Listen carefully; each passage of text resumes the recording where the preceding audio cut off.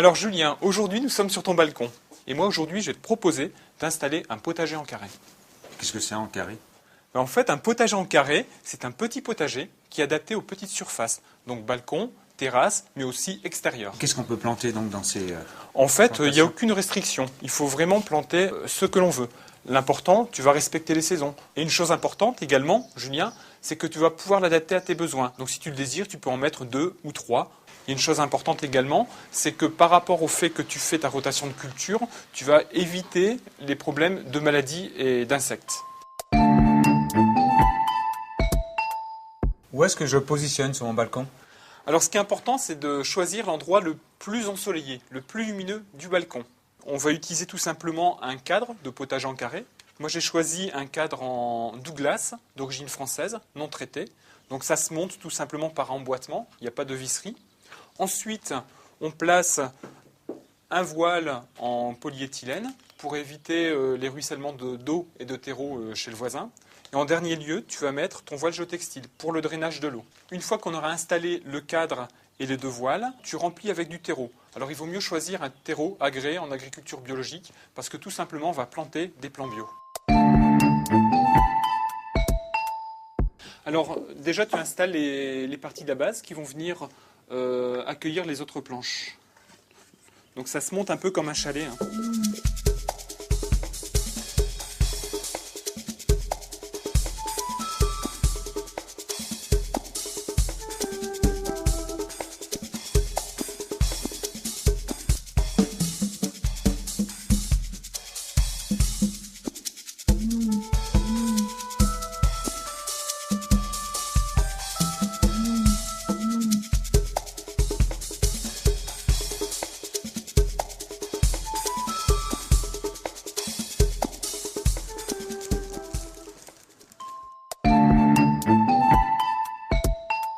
Alors maintenant, Julien, je vais t'expliquer les principes de plantation dans notre potager en carré. Alors tout d'abord, tu vois, j'ai réalisé un quadrillage de 30 cm par 30 cm. Là, je l'ai fait avec du raffia, mais tu peux le faire avec des tuteurs ou des brindilles. Alors le principe du quadrillage, c'est de pouvoir réaliser notre rotation de culture. On détermine donc des carrés de plantation ou de semis. Une fois les plantes récoltées, on mettra autre chose à la place. Le quadrillage est un point de repère. Au niveau de la plantation des légumes et des fleurs, le grand principe, c'est de respecter la hauteur des plantes par rapport à la lumière. Donc tu vois que la lumière arrive de ce côté-là. Donc sur le bord, on mettra des plantes plus petites, comme par exemple les radis, les salades. Et dans le fond, on mettra les plantes les plus grandes, comme les tomates, les poivrons et les aubergines. Sur les côtés, on va mettre des plantes qui auront un développement plus important en largeur. Donc si tu veux mettre par exemple une courgette ou du melon, tu vas la mettre ici sur le côté, donc de part et d'autre. Tu peux également mettre des plantes aromatiques, des plantes fraisiers et de mélanger légumes et fleurs. Ça, c'est important. Dans ton potager en carré, il faut éviter de mettre des plantes à culture trop longue ou à enracinement trop profond, telles que les pommes de terre ou les asperges. Alors, les plants de tomates. Là, j'ai choisi des tomates grappes et des tomates cerises. Voilà, ce sont des mottes. Tout simplement, tu prends la tomate, tu fais un trou. Avec quel outil? Avec le transplantoir. Voilà, tu tasses bien avec les doigts. Voilà, et voilà, la tomate est plantée. Ensuite, toujours dans le fond, tu vas pouvoir mettre la menthe à cet endroit-là. Donc là, on va d'abord la dépoter. Donc tu vois, on voit déjà bien les racines.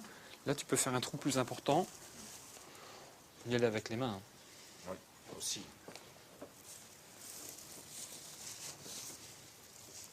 Donc on tasse bien, toujours autour de la motte.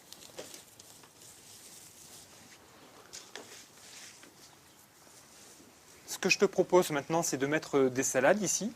Tu peux en mettre 3 dans ce petit carré. Sur quelle variété de salade? Là, on a pris une variété de printemps. C'est de la feuille de chêne blonde.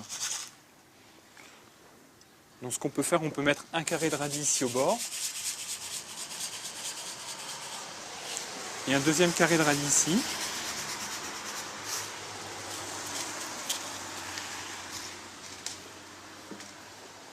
Et là, tu vois, j'ai ramené aussi des œillets d'Inde. Et pourquoi des œillets d'Inde, dis-moi?